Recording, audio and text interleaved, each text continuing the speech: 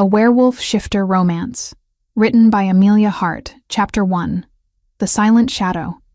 The air in the grand hall tastes of desperation and false hope. I press myself deeper into the alcove behind the stone pillar, watching as another Omega steps forward to accept her mate's claim. The sound of applause echoes off the vaulted ceiling, but to me, it sounds hollow, mocking. My name is Iris Whitmore, and I am 19 years old. I am also the Omega who hasn't spoken a word to another soul in 7 years. Not because I can't, because I choose not to. The ceremony of bonding happens every spring, when unmated wolves gather to find their destined partners. Alphas and betas scan the crowd of available Omegas like shoppers examining produce at market.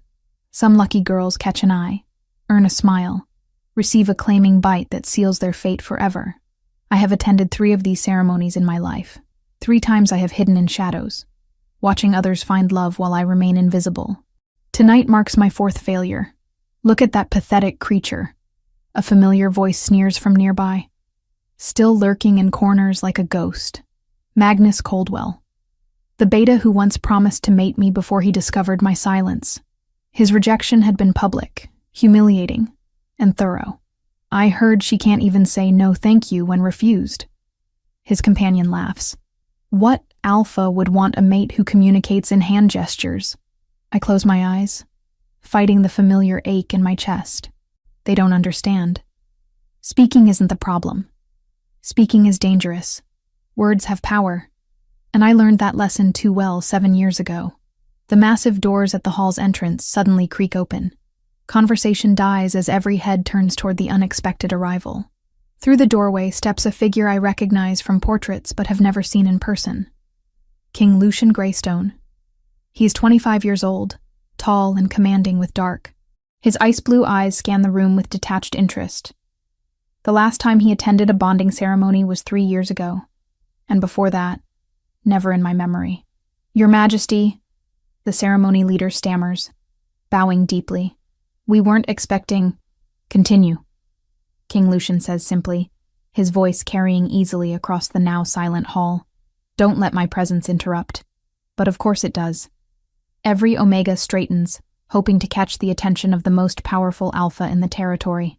Even mated wolves steal glances at him, wondering what brought him here tonight. I should look away. I should sink further into my hiding place and wait for this torture to end. Instead, I find myself studying his face, noting the tired lines around his eyes, the way his jaw clenches as he surveys the crowd. And then, impossibly, his gaze finds mine. Time stops. The noise of the ceremony fades to nothing. Those ice-blue eyes lock onto mine with an intensity that steals my breath. I see something flicker across his features. Surprise. Recognition. Something I can't name. My heart pounds so hard I'm certain he can hear it from across the room. Heat floods my cheeks as I realize I'm staring at the king like some lovesick fool. I should look away. Should break this strange connection. But I can't seem to move. A crash of thunder outside shatters the moment. The lights flicker as rain begins pelting the windows. King Lucian's attention shifts to the storm, and the spell breaks. I can breathe again, but the air feels different now. Charged. Electric. Ladies and gentlemen, the ceremony leader announces nervously. Perhaps we should postpone the remaining selections until the weather improves. Relief floods through me. I don't have to endure any more of this.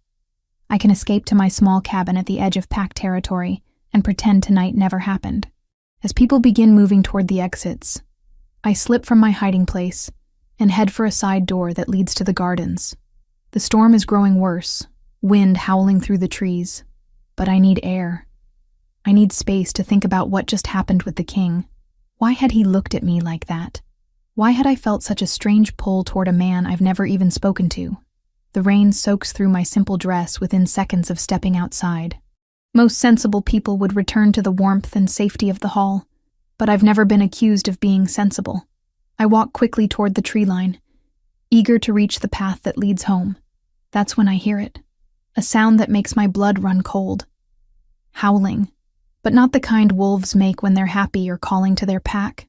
This is desperate, pained, almost human in its anguish. It's coming from deep in the forest, carried on the wind between the crashes of thunder. Every instinct tells me to run home, to bar my door and wait for morning. The woods are dangerous during storms. Wild things get displaced, confused, aggressive, but that howling, it sounds like something is dying. I hesitate at the forest's edge, rain streaming down my face. Lightning illuminates the dark spaces between the trees, and for a moment I swear I see movement, something large and pale against the darkness. The howling comes again, weaker this time, more desperate. I think of my father, who died protecting others. I think of the healer who taught me about herbs and healing before she passed last winter. I think of all the times I wished someone had been brave enough to help when I needed it most. Before I can change my mind, I step into the forest. The canopy provides little protection from the storm. Branches whip around me as I follow the fading sounds deeper into the woods. My feet slip on wet leaves and muddy ground. Thorns catch at my dress and scratch my arms. I should turn back. This is madness. But then, I see him.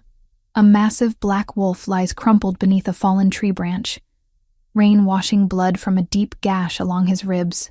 His breathing is labored, and when he lifts his head to look at me, I see intelligence in those pale eyes that no ordinary wolf should possess. Beside him, barely visible in the storm, is a bundle of cloth. From within comes the faint cry of an infant. My heart stops. A baby. Someone left a baby out here in this storm. The wolf's eyes meet mine, and I see something impossible there. Pleading. As if he's asking me to help not just him, but the child he was somehow protecting. I don't think. I act. Chapter 2. Storm's Gift. The rain pounds against my skin as I kneel beside the injured wolf, my hands trembling from more than just cold. Up close, he's even more massive than I first thought, easily twice the size of any wolf I've ever seen. His black fur is matted with blood and rainwater, and that gash along his ribs looks deep enough to be fatal. But it's his eyes that steal my breath, pale blue, almost silver, and filled with an intelligence that makes my skin prickle with awareness. This is clearly an alpha shifter in wolf form.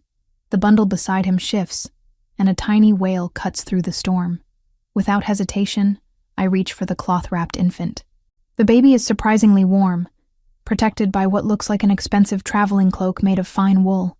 He can't be more than a few months old, with dark hair and the most beautiful golden skin I've ever seen. Shh, I whisper, the first sound I've made to another living being in hours.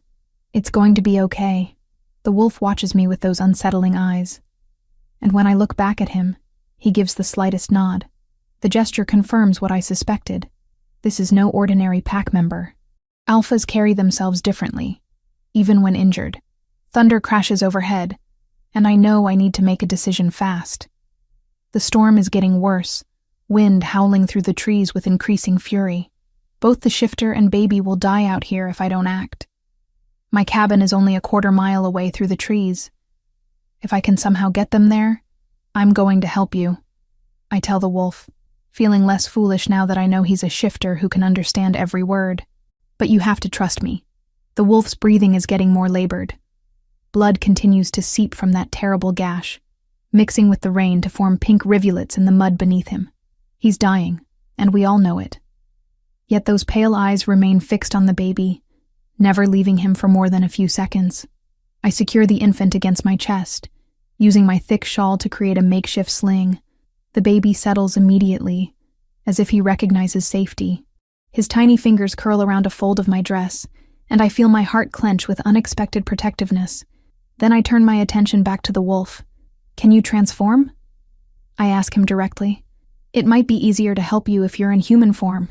The wolf tries to shift, his form beginning to shimmer, but the effort makes him collapse with a pained whine. Whatever injuries he's sustained are preventing the transformation. He's stuck in wolf form until he heals enough to change back. All right, I say gently. We do this the hard way then.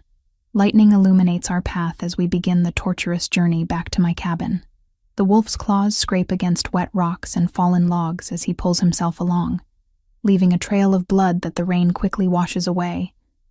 Every few feet, he has to stop and rest, his breathing coming in harsh pants that speak of agony. That's it, I murmur, when the wolf pauses to rest against a large oak tree, his silver eyes never leaving my face. Just a little further. My cabin is just ahead through those trees. The baby remains remarkably calm throughout our trek, as if he somehow understands that his protector is nearby. I find myself wondering about their relationship. Pack bonds run deep among shifters, but this feels like something more personal. My grandmother always told me that alpha shifters are fiercely protective of their young, but also that they rarely trust outsiders with vulnerable pack members.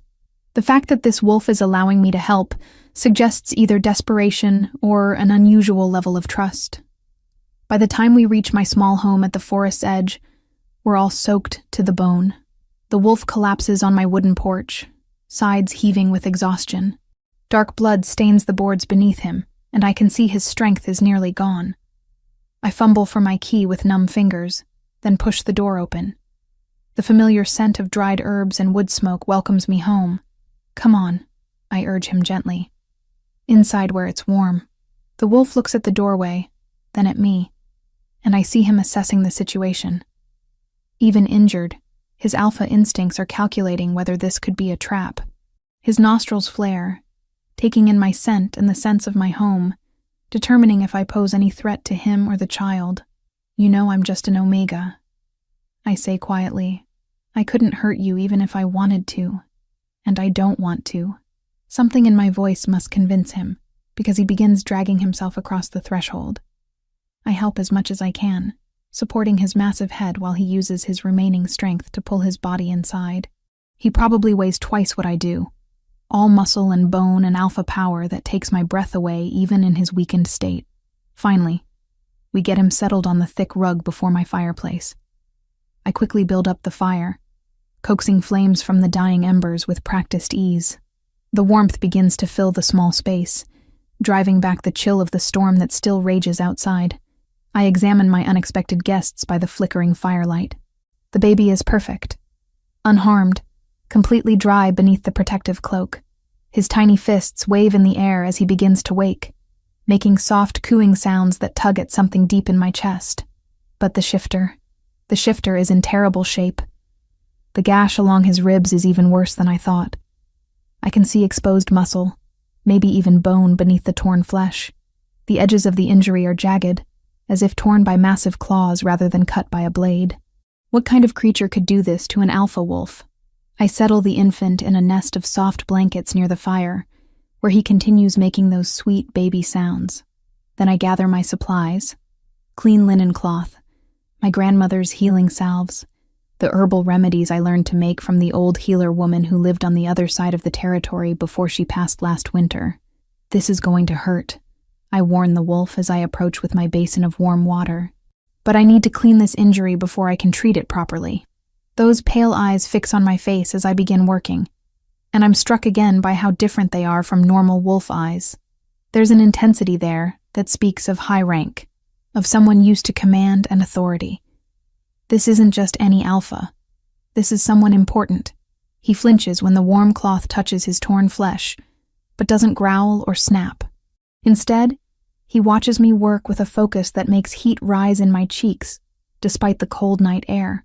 His fur is incredibly soft beneath my fingers, softer than it has any right to be. The texture is almost silk-like, clearly well-maintained despite his current condition. As I work to clean the gash, I notice other details that suggest high status. His size, his bearing, even the way he holds himself despite the pain. The baby begins to fuss, his soft coos turning into tiny whimpers of distress. I glance over at him, then back at the wolf, torn between my two patients. To my complete amazement, the wolf makes a sound I've never heard any shifter produce. Not quite a growl, more like a deep rumbling purr that vibrates through his massive chest. The infant immediately settles, turning his tiny head toward the sound, as if seeking its source. His little fist uncurls, and he makes a happy gurgling noise. You know him well, I realize aloud, my voice barely above a whisper. This baby. He's Pack, isn't he? Someone important to you. The wolf's eyes close briefly, and when they open again, I see something that looks remarkably like grief, mixed with fierce protectiveness. Whatever happened to them out there, it cost them dearly. I finish cleaning his injury and apply my grandmother's healing salve. The gash will need careful monitoring, but shifters heal faster than humans. If I can prevent infection and keep him stable, he should recover.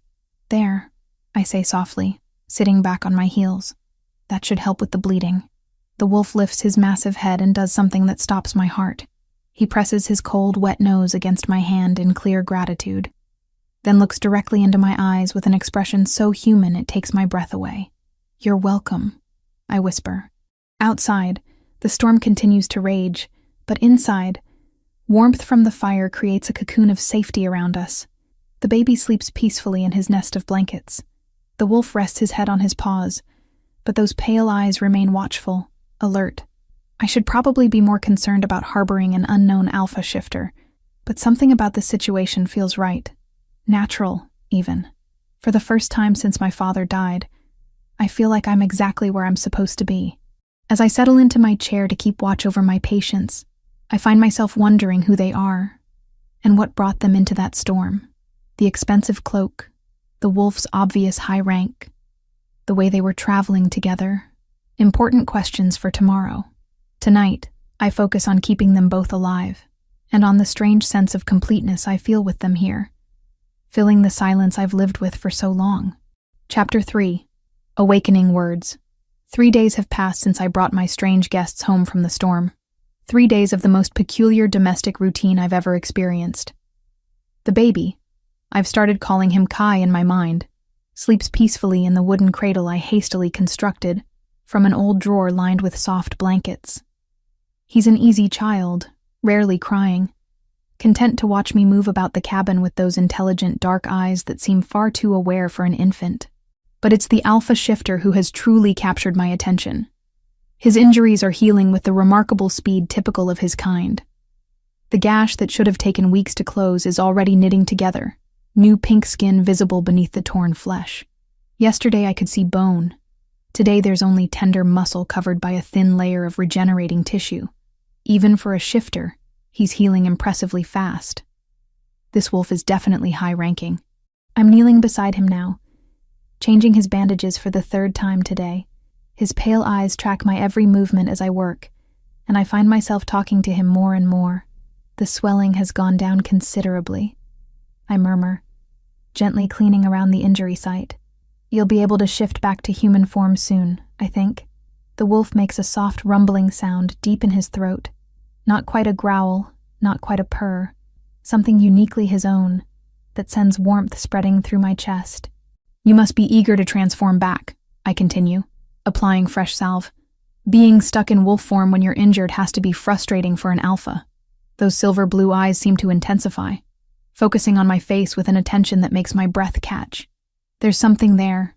Recognition, perhaps, as if my words mean more than simple conversation. I finish applying the bandages, my hands steadier now than they were 3 days ago.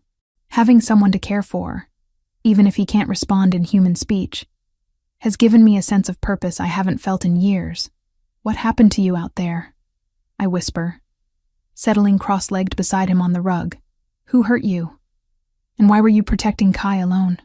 The wolf's expression grows pained, and he turns his massive head toward the baby sleeping peacefully nearby. When he looks back at me, I see grief so profound it takes my breath away. Someone you loved, I realize. Kai's family? The wolf closes his eyes, and I swear I see moisture gathering in the corners. My heart clenches with sympathy for this powerful alpha brought low by loss. I'm sorry, I breathe, reaching out instinctively to stroke the soft fur behind his ears. I'm so sorry. He leans into my touch, and the rumbling sound grows louder. Comforting, somehow. As if my presence soothes something deep inside him. We sit like this for long minutes, the only sounds the crackling fire and Kai's soft breathing. My fingers move through the wolf's fur, and I'm amazed by how right this feels. How natural. I haven't touched another being with such tenderness since my father died. Haven't allowed myself to form any kind of bond with anyone. But with this mysterious alpha, My walls are crumbling without my permission. I stopped talking after my father died. I find myself confessing, the words spilling out before I can stop them. Not because I couldn't, but because I was afraid. My words, they caused his death. The wolf's eyes open, fixing on my face with intense focus. There's something in that gaze that encourages me to continue. He was a strong beta warrior, you see. But he had enemies, other wolves who resented his position in the pack hierarchy.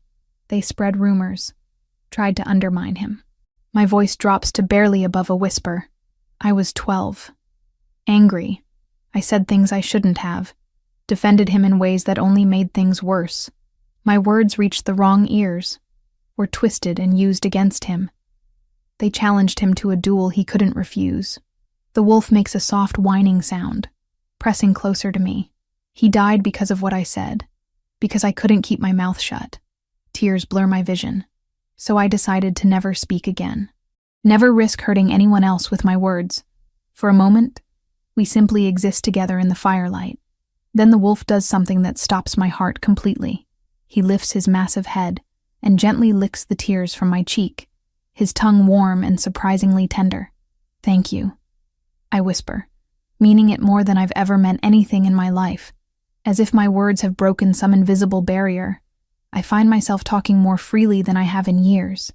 I tell him about my lonely life on the outskirts of pack territory, about the cruel rejections I've faced, about how isolated I've felt since my father's death. "You probably think I'm pathetic," I say with a bitter laugh. A 19-year-old Omega who's afraid of her own voice. The wolf makes an emphatic sound that might be disagreement, nudging my hand with his nose. "You don't think I'm pathetic?" He shakes his head definitively, and I laugh despite myself. It's rusty, unused, but genuine. "You know, I wish I knew what to call you." I study his elegant features, noting again how refined they are even in wolf form. "You're clearly high-ranking. Probably nobility given how well-groomed you were before the attack."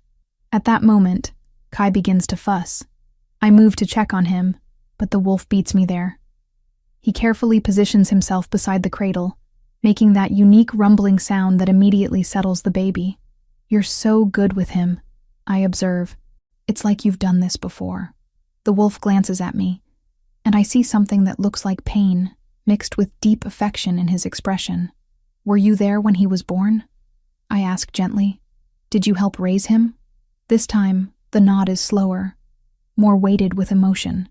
I settle back down beside him, my hand finding its way into his fur again. "His family must have trusted you completely to leave him in your care." The wolf's breathing grows deeper, more relaxed. I think he's falling asleep until he does something that makes my heart stop. He shifts position, carefully resting his massive head in my lap. The weight is considerable, but not uncomfortable. Warm and solid, and somehow perfect. "Is this okay?" I ask softly, my fingers automatically beginning to stroke through his fur. The rumbling intensifies, vibrating against my legs. Contentment, I realize. He's truly content for the first time since I found him. As the fire burns lower and night deepens outside, I find myself growing drowsy. But I don't want to move, don't want to disturb this perfect moment of connection. "I feel safe with you here," I admit quietly. "Safer than I've felt in years, even not knowing who you are." The wolf opens one eye to look at me, and I see something there that makes my pulse quicken. Something that looks almost like recognition, affection, whatever your rank, whatever pack you belong to. I whisper, my eyelids growing heavy. "I'm glad the storm brought you to me." As sleep begins to claim me, I think I hear something impossible. A voice, deep and rough, speaking words that might be a dream. "And I'm glad it brought me to you, little Omega." But when consciousness stirs me hours later, the wolf is simply a wolf, watching me with those extraordinary eyes, and the words fade like mist, leaving me wondering if I imagined them entirely. Outside, dawn is breaking. The storm has passed, leaving the world washed clean and new. Through my small window, I can see sunlight filtering through the trees, painting everything in gold. The wolf stirs, lifting his head from my lap with obvious reluctance. He looks toward the door, then back at me, and I see his internal struggle clearly now that I understand he's a high-ranking shifter with responsibilities. "You need to leave soon, don't you?" I ask, though the thought makes my chest tight with panic. "You have pack duties. People depending on you." He nods reluctantly, and my heart sinks. "But you'll come back?" The words escape before I can stop them. "Please tell me you'll come back." The wolf moves closer, pressing his forehead against mine in a gesture so intimate it steals my breath. When he pulls back, I see a promise in those silver blue eyes that makes hope bloom in my chest. He will return. Somehow I know he will. But first, he has to leave, and I have to let him go, even though it might break my heart. Kai begins to wake, making soft baby sounds that draw both our attention. The wolf moves to him immediately, and I see the same conflict I'm feeling reflected in his posture. He doesn't want to leave the baby either. "I'll take care of him, I promise. I'll keep him safe until you come back." The wolf looks at me for a long moment, then moves to the door. I follow, my heart pounding, knowing this moment will change everything. At the threshold, he pauses and looks back at me. His form begins to shimmer, bones cracking and reshaping as he finally manages the transformation he couldn't achieve when injured. But he doesn't complete it. Instead, he shifts just enough to speak, his voice rough and strained from the partial change. "Thank you, Iris, for everything." Then he's wolf again, padding into the morning light on silent paws, leaving me alone with a baby and the knowledge that my quiet life has been irrevocably changed by 3 days of caring for an alpha whose true identity I'm only beginning to suspect, and whose return I'll wait for, no matter how long it takes. Chapter 4. Broken Silence. 2 days have passed since the alpha left, and I feel his absence like a physical ache in my chest. The cabin feels too quiet without his steady presence, too empty despite baby Kai's soft sounds filling the silence. I've tried to maintain our routine, feeding Kai, tending my small herb garden, preparing meals I barely taste, but my eyes constantly drift to the door, hoping to see those pale silver blue eyes watching me from the threshold. He promised he'd return. At least, I think he did. The memory of his partial transformation feels dreamlike now, too extraordinary to be real. Did I actually hear him speak my name? Or was it wishful thinking born of loneliness? I'm stirring a pot of vegetable soup when the sound of approaching horses makes me freeze. Through my small window, I see 3 riders dismounting near my garden gate. My blood turns to ice when I recognize the lead figure, Magnus Coldwell. He's accompanied by 2 pack guards, their formal uniforms marking them as official representatives. This isn't a social visit. Quickly, I scoop Kai from his cradle and retreat to the small alcove behind my kitchen pantry. It's barely large enough for both of us, but it's hidden from view. I press my back against the wall and pray Kai stays quiet. Heavy footsteps approach my door, followed by sharp knocking that makes me jump. "Iris Whitmore." Magnus's voice carries through the thin wood. "Open this door. We know you're in there." I remain perfectly still, holding my breath. Maybe if I don't respond, they'll assume I'm away and leave. The knocking becomes pounding. "We're conducting an official search of this property. You can open the door, or we can break it down." My heart hammers against my ribs. They have no right to search my home without cause. But Magnus has never been one to follow proper protocol where I'm concerned. The door explodes inward with a crash of splintering wood. Kai startles in my arms but doesn't cry, as if he senses the danger. I press him closer to my chest and sink deeper into the shadows. "Spread out," Magnus orders. "Look for anything unusual. Signs of struggle, blood, evidence of important guests." Heavy boots stomp across my wooden floors. I hear them overturning furniture, opening cabinets, searching through my belongings with no regard for my privacy. "Sir," one of the guards calls from near the fireplace, "there's a strong scent here. Alpha scent, but not like anything from our territory." My stomach drops. Of course they can smell him. His presence had been so strong, so distinctive. I should have thought to mask it somehow. "And look at this," the second guard adds. "These bandages are stained with blood. Recent blood, and a lot of it." Interesting. Magnus's voice is closer now, and I can hear the satisfaction in it. It seems our mute little Omega has been harboring secrets. I close my eyes, knowing I can't hide forever. They'll find us eventually, and cowering in the shadows won't protect Kai. Taking a shaking breath, I step out of the alcove. Looking for something, I ask, my voice rusty from disuse but steady. All three men whirl toward me, and I have the satisfaction of seeing shock ripple across their faces. Magnus recovers first, his expression shifting to cruel triumph. Well, the silent Omega speaks. How unexpected. His eyes narrow as they take in Kai cradled against my chest. And what do we have here? A baby, I say simply, raising my chin despite my racing heart. Obviously, don't be clever with me. Magnus steps closer, and I fight the urge to retreat. Where did this child come from? And don't tell me he's yours. We both know you've never been claimed. Heat floods my cheeks at his crude words. But I hold my ground. He's an orphan. I found him abandoned in the woods during the storm. How convenient. Magnus circles me like a predator, his pale eyes calculating. And I suppose you just happened to stumble across him while taking a midnight stroll? I heard crying. Any decent person would have investigated. Any decent person would have reported finding an abandoned child to the authorities. His voice hardens. Instead, you chose to hide him away. Why is that, Iris? I have no good answer for that question. The truth, that I couldn't bear to give up the baby who connects me to the Alpha, would only invite more dangerous questions. I was going to bring him to the village. I lie. I just wanted to make sure he was healthy first. Magnus laughs, the sound harsh and mocking. Of course you were. Just like you were going to report the injured Alpha you've been harboring. My blood freezes, but I force my expression to remain neutral. I don't know what you're talking about. Don't insult my intelligence. He gestures to the blood-stained bandages his men found. We know a high-ranking Alpha was here. The scent is all over this place. Powerful, dominant, unlike any shifter in our territory. I search for a believable explanation. I treated an injured beta from a neighboring pack. Nothing more. A beta? Magnus's eyebrows rise in mock surprise. A beta that required this much medical attention? That left claw marks on your doorframe? He points to scratches I hadn't noticed before.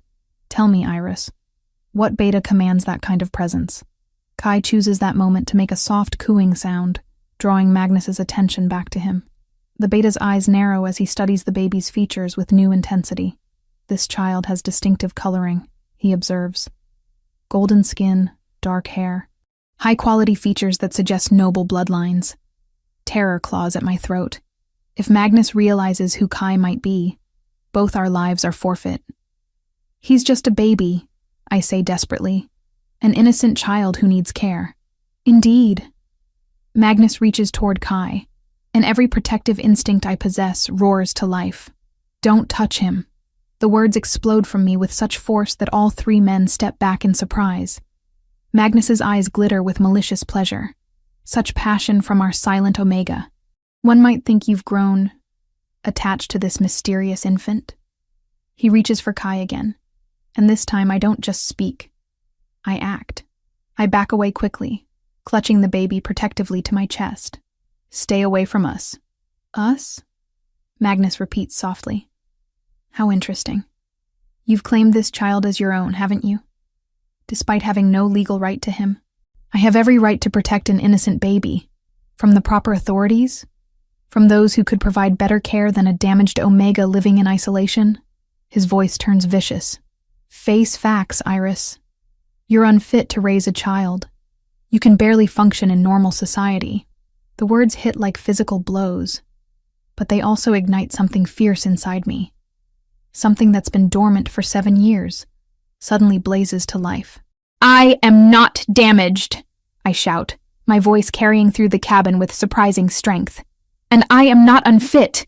I've kept this child safe, healthy, and loved while you've been abusing your authority. Magnus's face darkens with anger. How dare you raise your voice to me? I am a beta of this pack, and you are nothing but a defective Omega who what? I interrupt, stepping forward despite my fear. Who isn't afraid of you anymore? Who won't cower and hide while you terrorize innocent people? Iris, one of the guards says nervously. Perhaps we should all calm down.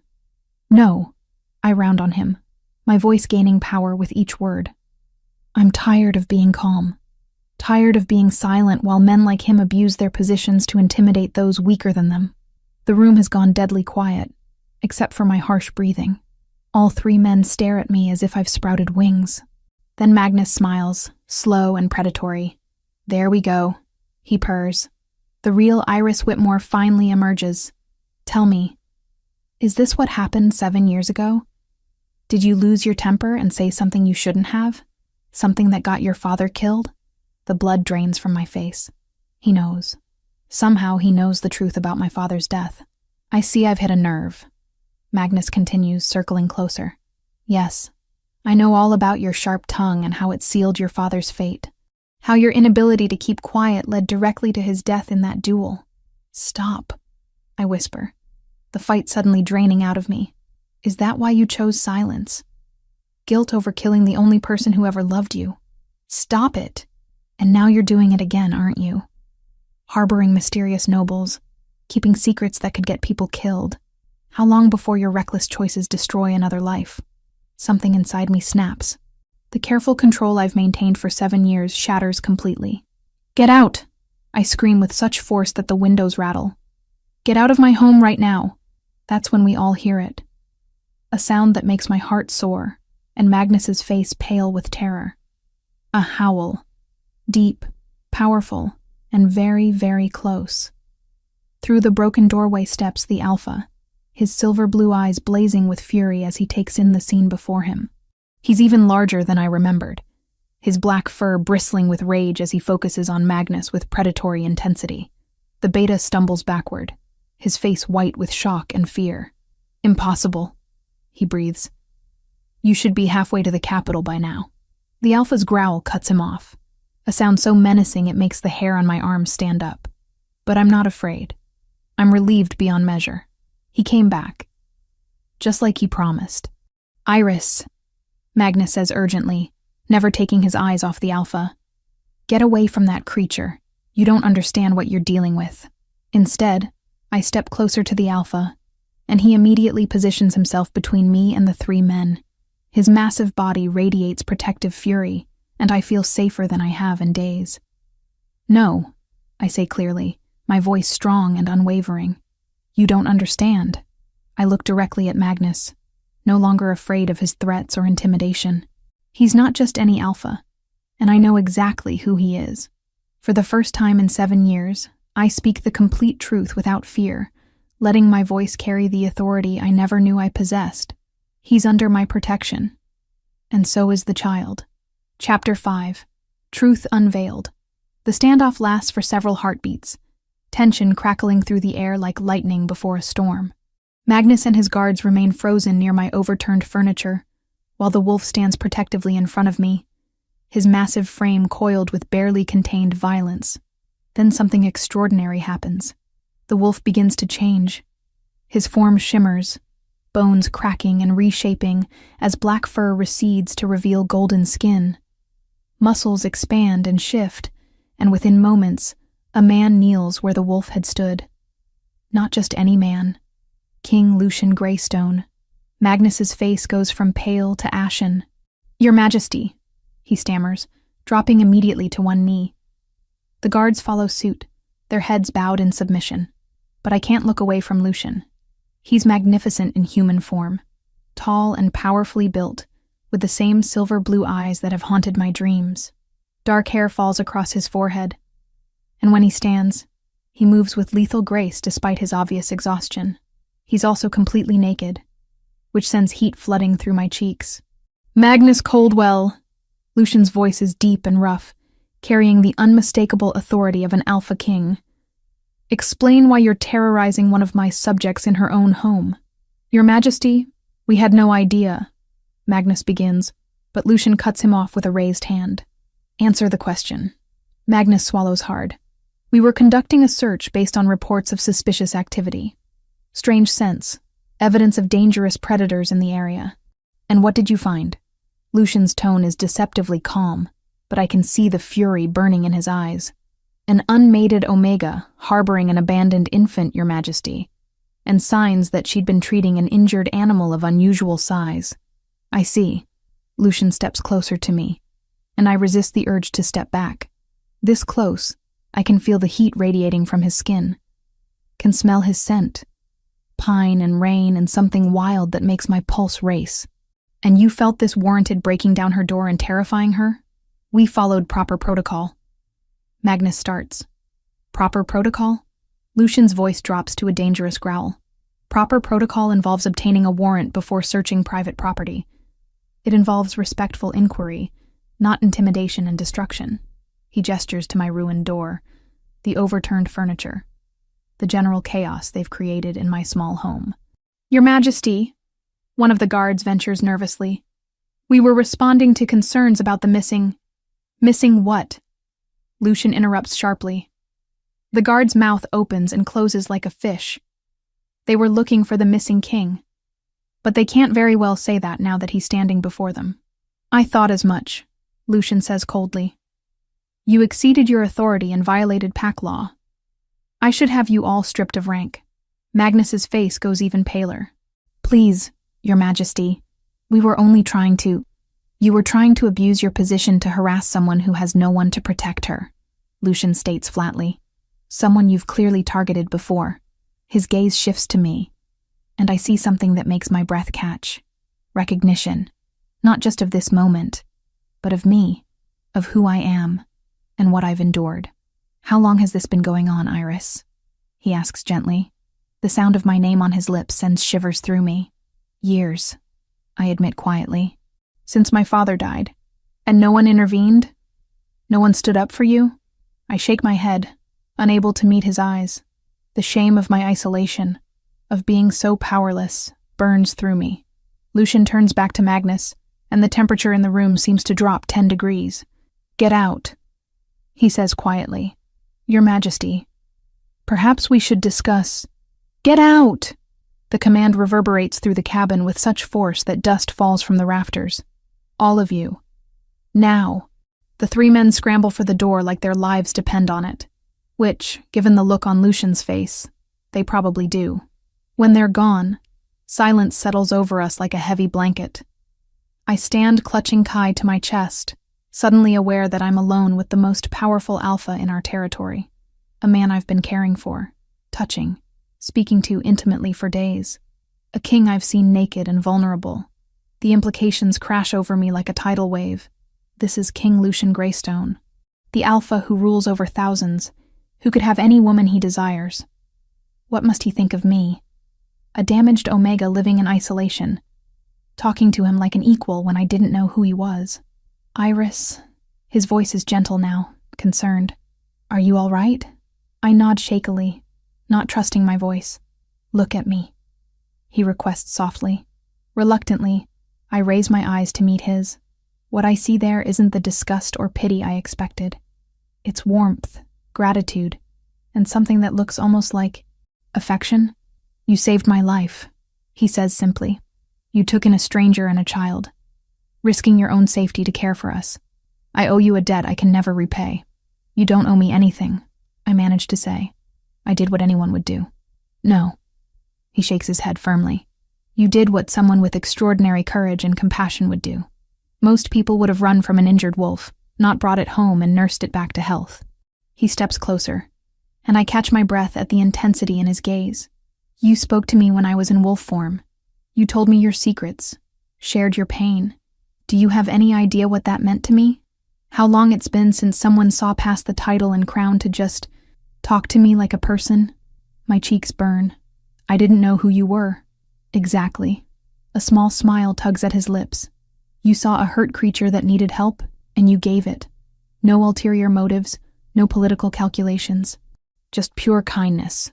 Kai makes a soft sound in my arms, drawing our attention. Lucian's expression immediately softens as he looks at the baby.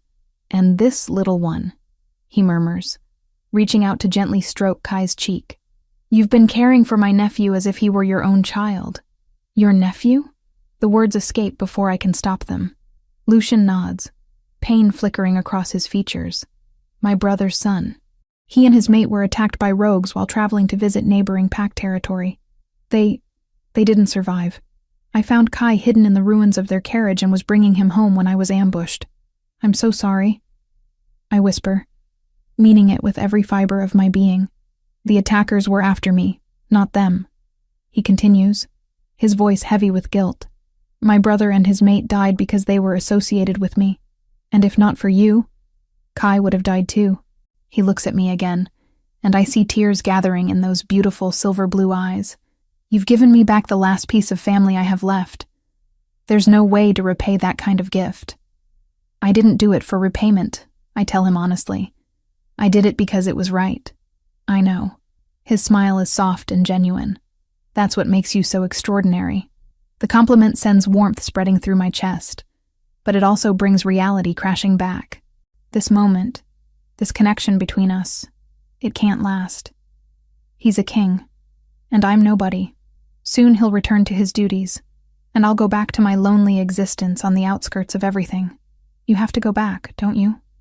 I ask, trying to keep the sadness out of my voice. To the capital. To your kingdom.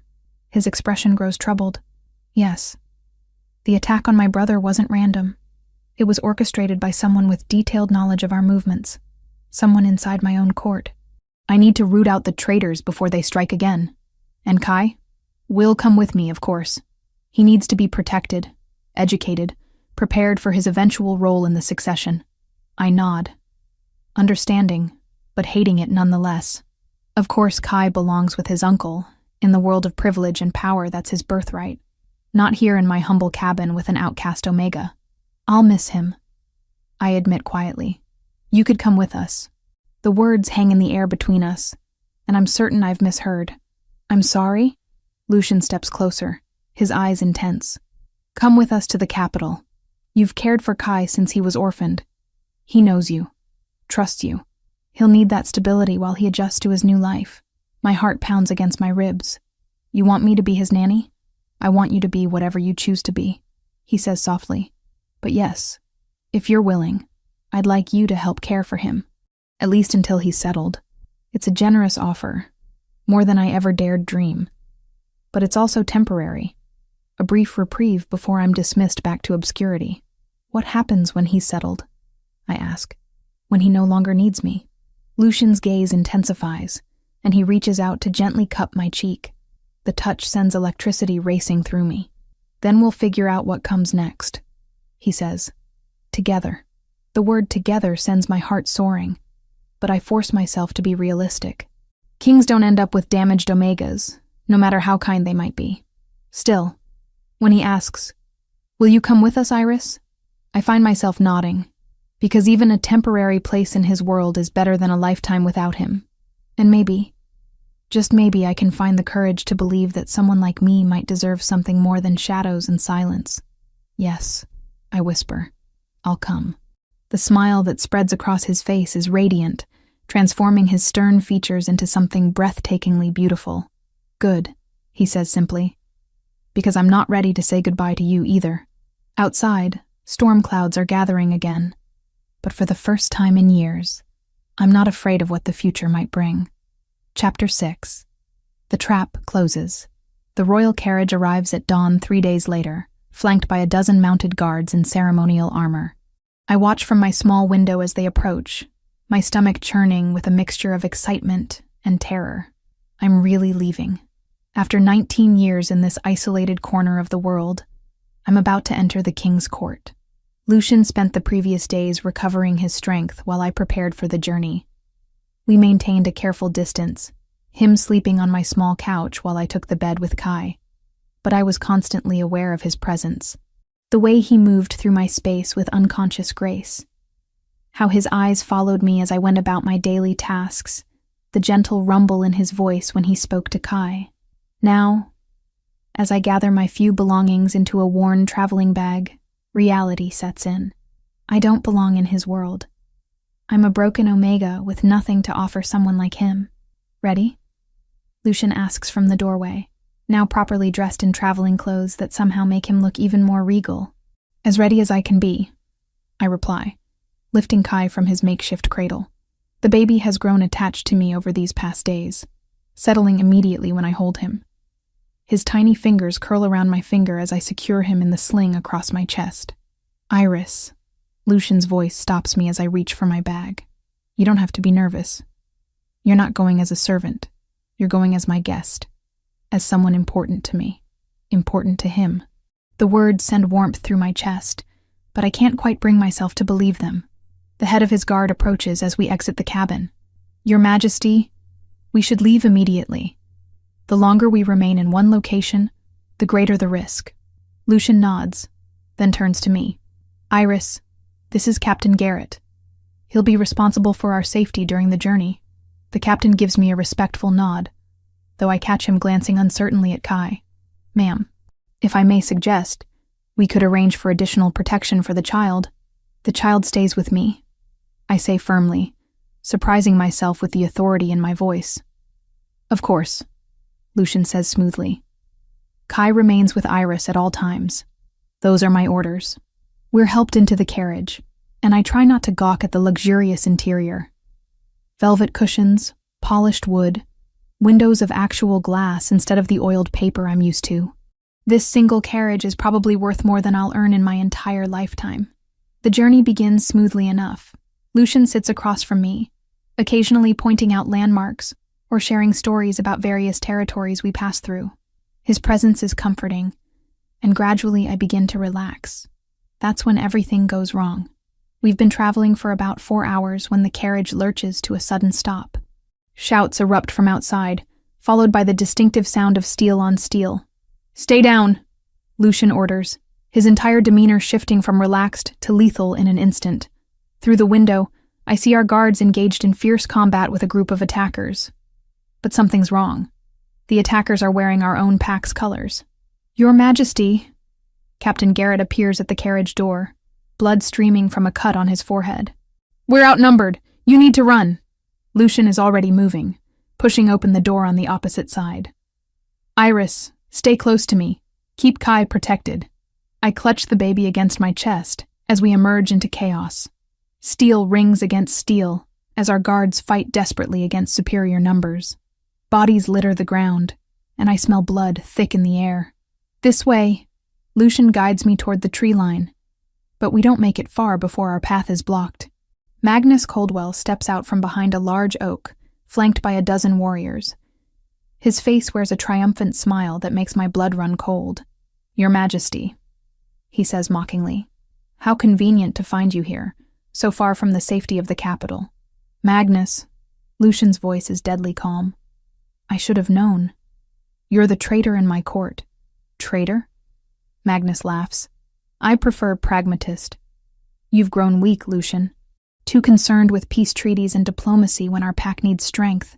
And now look, wounded, traveling with a damaged Omega and a bastard child. This is our future king? My heart stops as I realize this was planned. Magnus didn't just happen upon us. He orchestrated this entire ambush. The council has lost confidence in your leadership. Magnus continues. A king without an heir, without even a mate to stabilize the succession. You're a liability to the realm. And Kai? Lucian asks, though I can see him tensing for a fight. The child is a complication. Can't have inconvenient claimants muddying the waters when the council selects new leadership. Rage floods through me at his casual dismissal of Kai's life. This innocent baby, guilty of nothing but existing, is going to die because of political ambition. You won't touch him, I snarl, surprising everyone including myself. Magnus turns his cold gaze on me. Ah, the mute Omega speaks again. Don't worry. Your silence will be permanent soon enough. Can't have witnesses to royal indiscretions. That's when I realize something that chills me to the bone. This isn't just about removing Lucian from power. Magnus needs us all dead because I've seen too much. I know the king was gravely injured, that he was vulnerable. I'm living proof that their strong leader was nearly killed protecting one child. Run, Iris, Lucian says quietly, his body beginning to shimmer with the beginning of transformation. Take Kai and run. I won't leave you. I say fiercely. You have to. Kai needs you. Touching. Magnus interrupts. but no one's running anywhere. He signals to his men, who begin closing in from all sides. We're trapped, outnumbered, and completely at their mercy. That's when I make a decision that surprises everyone, including myself. Wait, I call out, stepping forward with Kai pressed against my chest.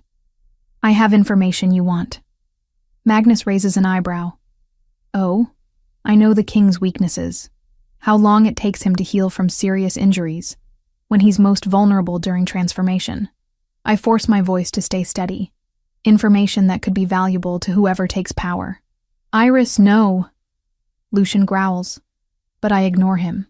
In exchange for safe passage for the child, I continue, my voice growing stronger. Let me take Kai somewhere safe, and I'll tell you everything you want to know about the king's limitations. Magnus considers this, his head tilted thoughtfully. Interesting proposition. But what makes you think I need your information? I already have him exactly where I want him. Do you? I challenge. Because right now you have a human king surrounded. But what happens when he shifts? Can your men track an enraged alpha through dense forest? Do they know how to exploit his weaknesses when he's in wolf form? I see doubt flicker in Magnus's eyes. He knows I'm right. Capturing Lucian in human form is one thing, but an alpha king in battle rage is another matter entirely. I spent days caring for him in both forms. I press on. I know things about his abilities, his healing patterns, his limitations that no one else does. That knowledge could save lives when you face him in combat. The silence stretches taut as Magnus weighs my offer. Finally, he nods slowly. Very well. But the child stays as insurance. You share what you know, and if the information proves useful, maybe he lives. No, I say firmly. The child goes free first, then we negotiate. You're hardly in a position to make demands. Magnus snarls. Aren't I? I meet his gaze steadily. Kill me now, and you learn nothing. Let me go with Kai, and you lose your leverage over the king. But make this deal, and you get tactical advantages while an innocent child lives. Seems like the smart choice. Behind me, I can feel Lucian's tension, his desperate desire to act, but he's trapped just as surely as I am. Magnus studies me for a long moment, then signals to two of his men.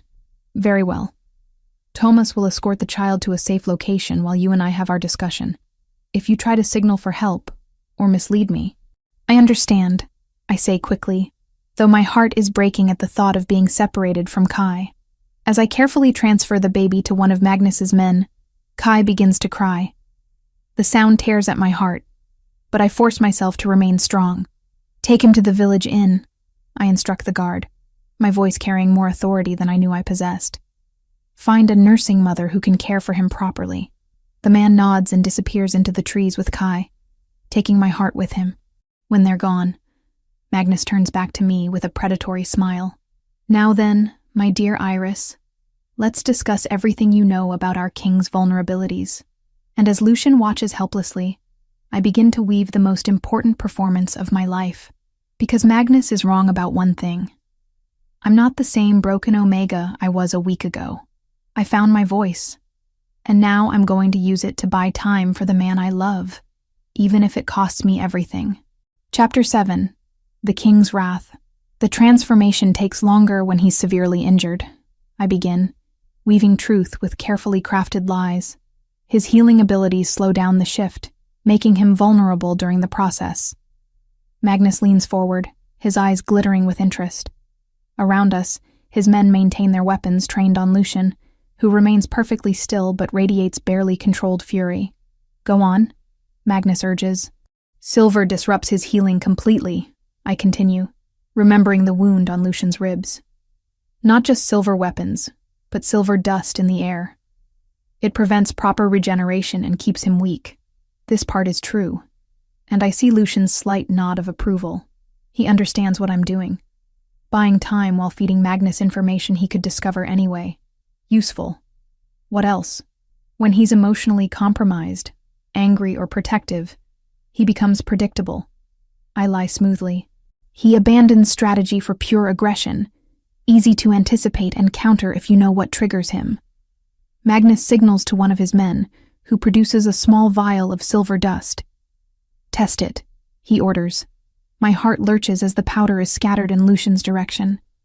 He immediately staggers, his skin taking on a pale, sickly hue. The silver is affecting him more than I expected. Excellent, Magnus purrs. What other tactical advantages should I know about? Before I can answer, the sound of approaching hoofbeats echoes through the forest. Magnus spins toward the noise, his face darkening with suspicion. You said no one would follow us, he snarls at one of his lieutenants.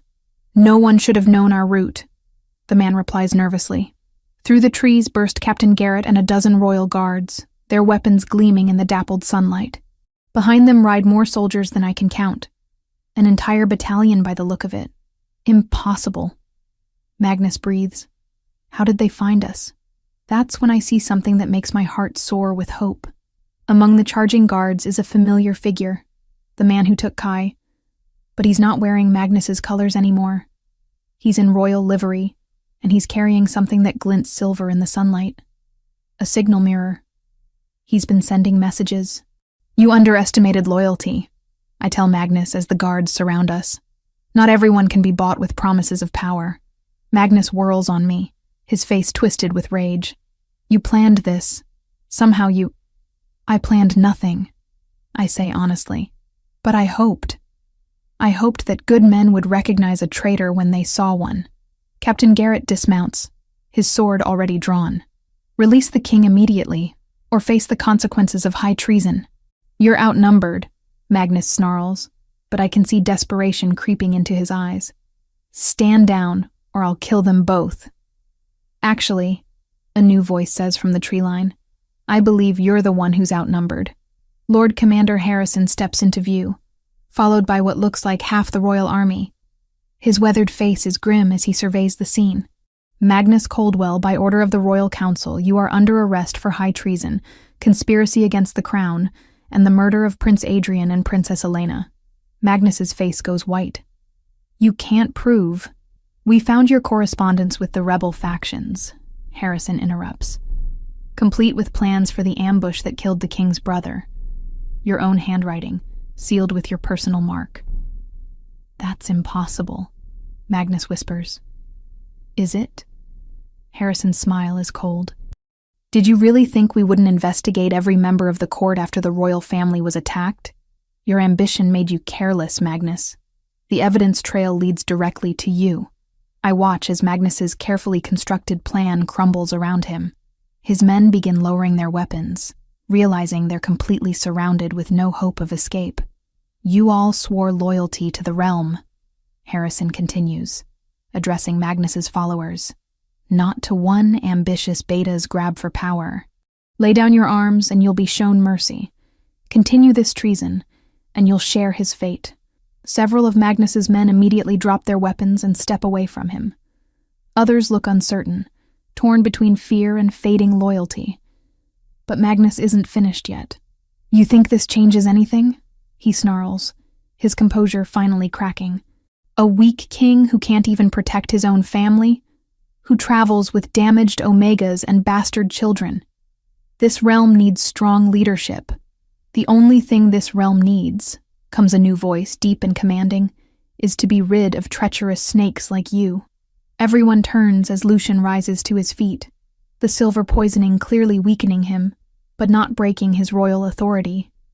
His ice-blue eyes burn with controlled fury as he addresses Magnus directly. You orchestrated my brother's death. You murdered his mate. You tried to kill an innocent child. Each word carries the weight of absolute judgment. And you have the audacity to speak of strength? Magnus's face twists with desperate rage. I did what was necessary. Your brother was weak, just like you. Soft-hearted fools who... Who what? Lucian's voice drops to a dangerous growl, and I can see his form beginning to shimmer with barely controlled transformation. Who put the welfare of others before personal ambition? Who chose protection over power? The air around us grows thick with alpha dominance, and I watch as even Magnus's remaining supporters begin to back away from their leader. This is what true power looks like. Not Magnus's brutal ambition, but the controlled strength of a king who has earned his authority. With a snarl of pure rage, Magnus lunges toward me, a silver blade appearing in his hand. If I'm going down, I'm taking her with me. She knows too much. Time seems to slow. I see the blade coming toward my chest, see the murderous fury in Magnus's eyes. I close my eyes and brace for the impact. It never comes. Instead, I hear a roar that shakes the very ground beneath my feet. When I open my eyes, Lucian is no longer in human form. Despite the silver weakening him, he's managed to transform, and he's magnificent in his fury. The massive black wolf slams into Magnus with the force of a battering ram, sending the beta flying backward into a tree trunk. There's a sickening crack, and Magnus crumples to the ground, his neck bent at an unnatural angle. Silence falls over the clearing like a heavy blanket. Slowly, Lucian transforms back to human form, his chest heaving with exertion and rage. The silver poisoning has left him pale and shaking, but his eyes burn with satisfaction as he stares down at Magnus's lifeless form. "Justice," Harrison says quietly, signaling for his men to secure the remaining conspirators. Long overdue, but justice nonetheless. I sink to my knees as relief floods through me, every muscle in my body suddenly feeling like water. We're alive. Somehow, impossibly, we're alive. Strong hands lift me gently to my feet. Lucian pulls me against his chest, his arms wrapping around me like steel bands. "I thought I'd lost you," he murmurs against my hair.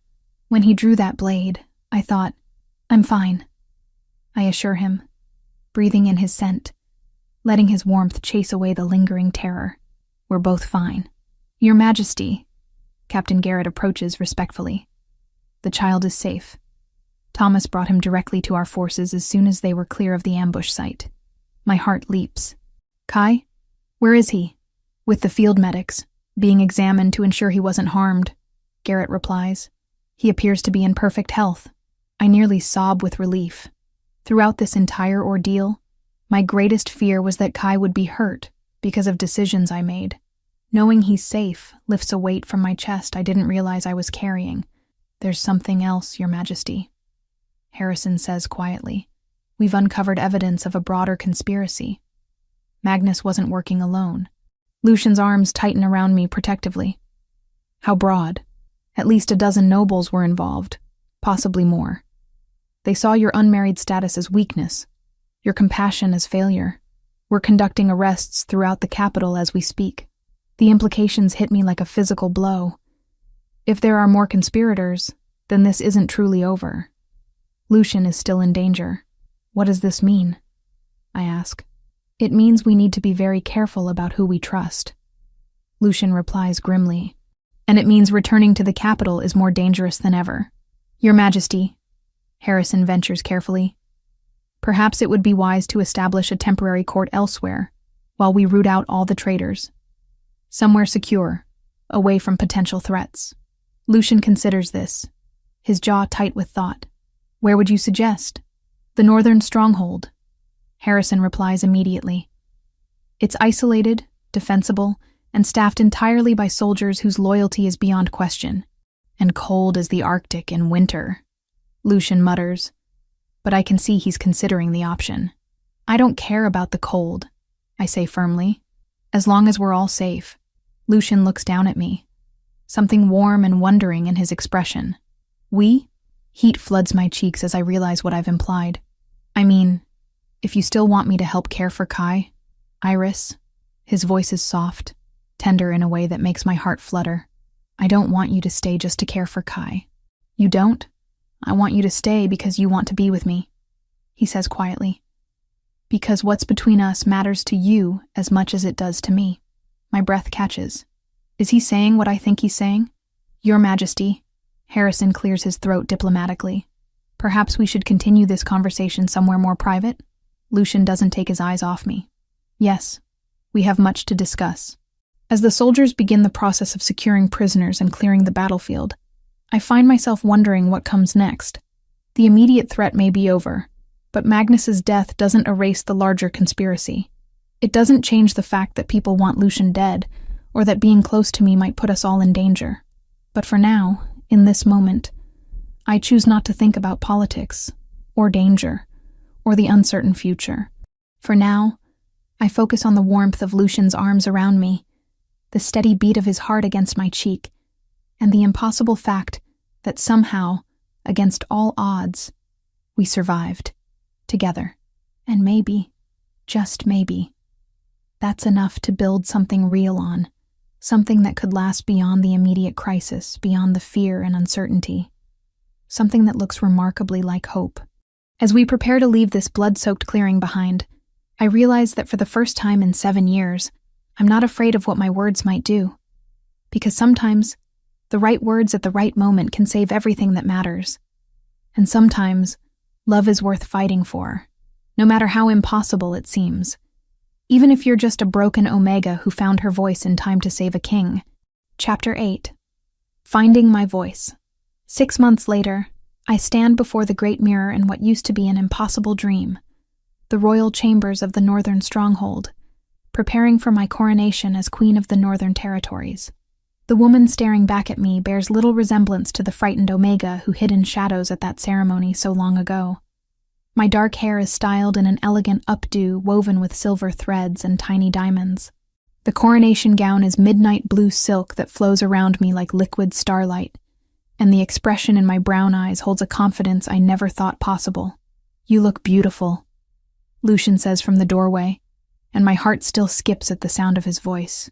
He's magnificent in his formal black and gold, every inch the powerful king I fell in love with. I look terrified, I admit, turning to face him. "You look like a queen," he corrects, crossing the room to take my hands in his. My queen. The past 6 months at the Northern Stronghold have been a whirlwind of change. The conspiracy was larger than anyone imagined.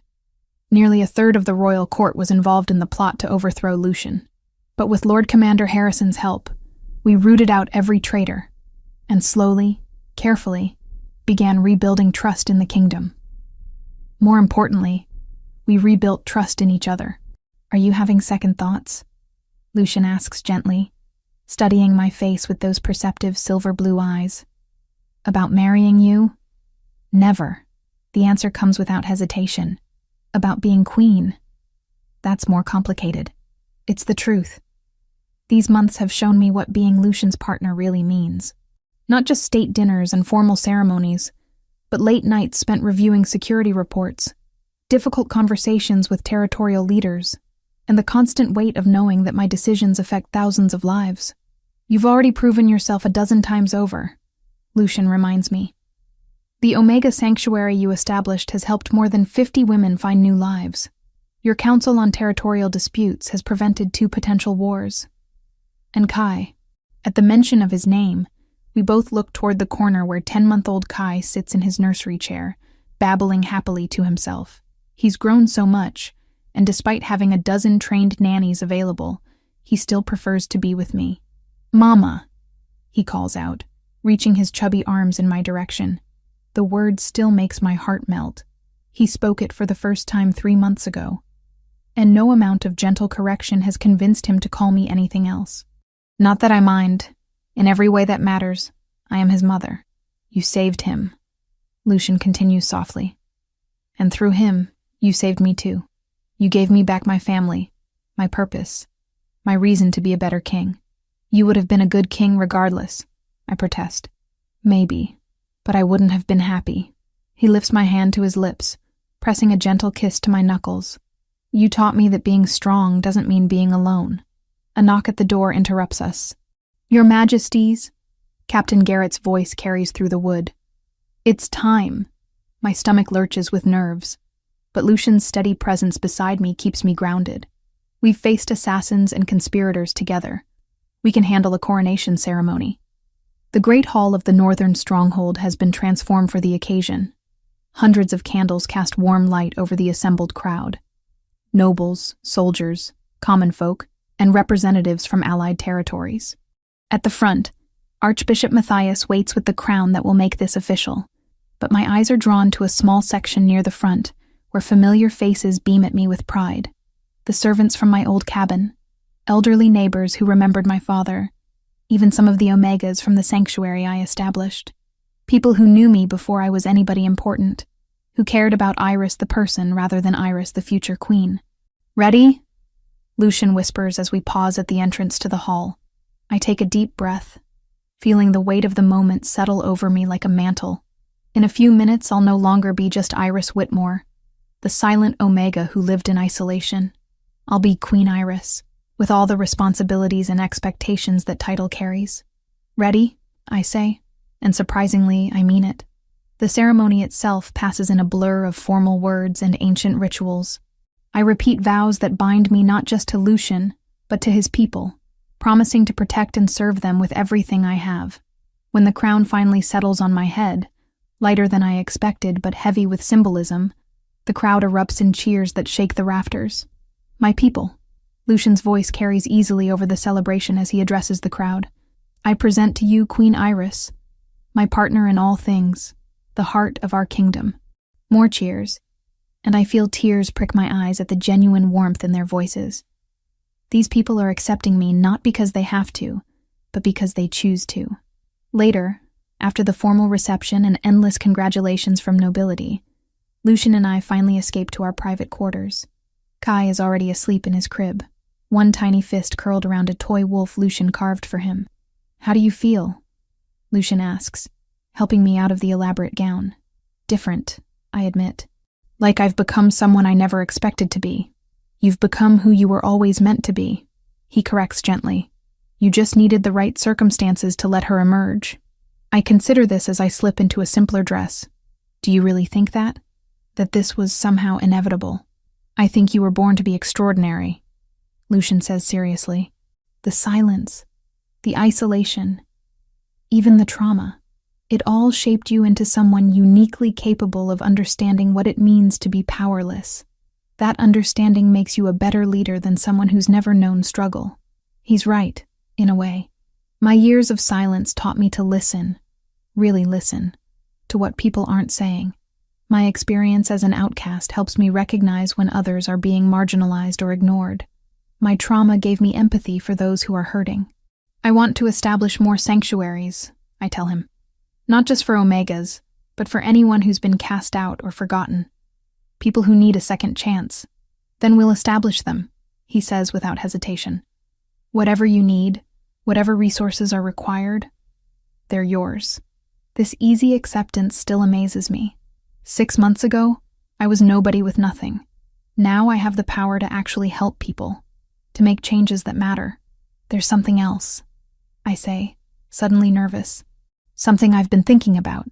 "Tell me." "I want to change how we handle the bonding ceremonies. No more public humiliation for Omegas who aren't chosen. No more treating people like livestock at market." Lucian's smile is brilliant. "I was wondering when you'd bring that up. I've already drafted new protocols. Private meetings between interested parties, mutual consent required before any public announcements, support systems for those who choose to remain unmated. Did you think I hadn't noticed how much that ceremony hurt you? How many others it's probably damaged over the years?" He cups my face gently. "Your pain matters to me, Iris. All pain matters, but yours especially. The tears I've been holding back all day finally spill over, not from sadness, but from overwhelming gratitude for this man who sees me so clearly, who loves all of me, including the broken parts. I love you," I whisper against his lips as he kisses away my tears. "And I love you," he murmurs back. "My queen, my mate, my salvation. A year ago, I couldn't have imagined this life. I was the silent Omega nobody wanted, living in the shadows of other people's happiness. I thought my voice was gone forever, that I was too damaged to deserve love or purpose. But life has a way of surprising us. Sometimes the very things we think make us weak, our scars, our silence, our struggles, become the source of our greatest strength. I found my voice not through shouting or demanding attention, but through quiet acts of courage, through choosing compassion over bitterness, love over fear, hope over despair. And now I use that voice every day, to advocate for the forgotten, to speak truth to power, to whisper love to the man who saved me just as surely as I saved him." Outside our window, snow falls softly over the northern mountains, covering the world in pristine white. It's beautiful and peaceful, but I know spring will come eventually, bringing new growth and new possibilities. Just like my own life, A winter of silence followed by an unexpected spring of love, purpose, and joy. As Lucian and I settle into bed with Kai sleeping peacefully nearby, I reflect on the journey that brought us here. Every painful moment, every lonely night, every tear shed in solitude, it all led to this, to love that sees past scars to the heart beneath, to a family built not by blood but by choice, to a voice that was never truly lost, just waiting for the right moment to emerge, and to the understanding that sometimes the most powerful thing you can do is simply choose to speak up for those who cannot speak for themselves. The silent Omega is gone forever, replaced by a woman who will never be silenced again. And that woman is exactly who she was always meant to be. Thank you for listening to this story. If you enjoyed Iris and Lucian's journey from silence to love, please give this video a thumbs up and let me know in the comments what you thought of their story. Don't forget to subscribe to the channel and hit that notification bell so you never miss a new romance story. Your support means everything and helps me bring you more magical tales of love, transformation, and finding your voice. Until next time.